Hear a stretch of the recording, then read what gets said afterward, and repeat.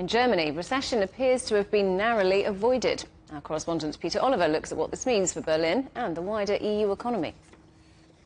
There was talk about either a mild recession or modest growth for Germany heading into this announcement by the 5 leading economic institutes that provide the country's fiscal forecasts.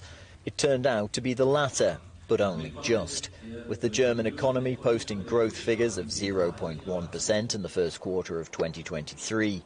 GDP growth for the year is expected to be around 0.3%, driven by the high street.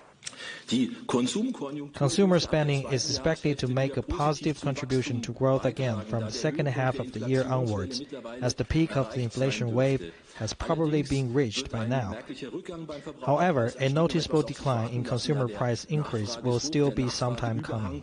The German economy is watched closely around Europe as Berlin remains the EU's economic powerhouse. And analysts say the very modest economic growth figures that we've seen were about as good as we could have hoped for, considering the direction the German economy appeared to be heading in.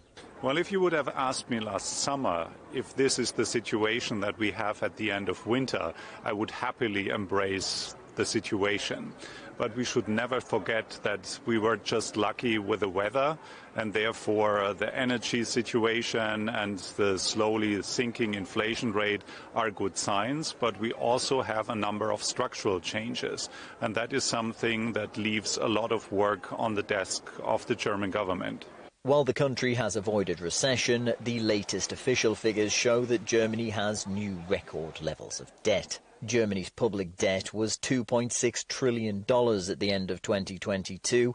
That's up $50 billion on the previous year. That's the equivalent of each person in Germany owing over $30,000.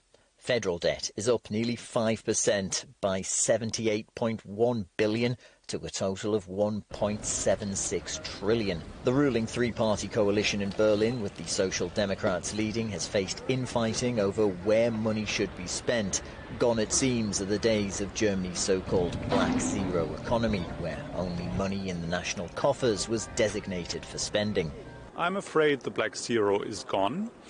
And it doesn't come as a surprise, because when we first saw the announcement of the coalition agreement, they promised that Germany will be a different country at the end of the term.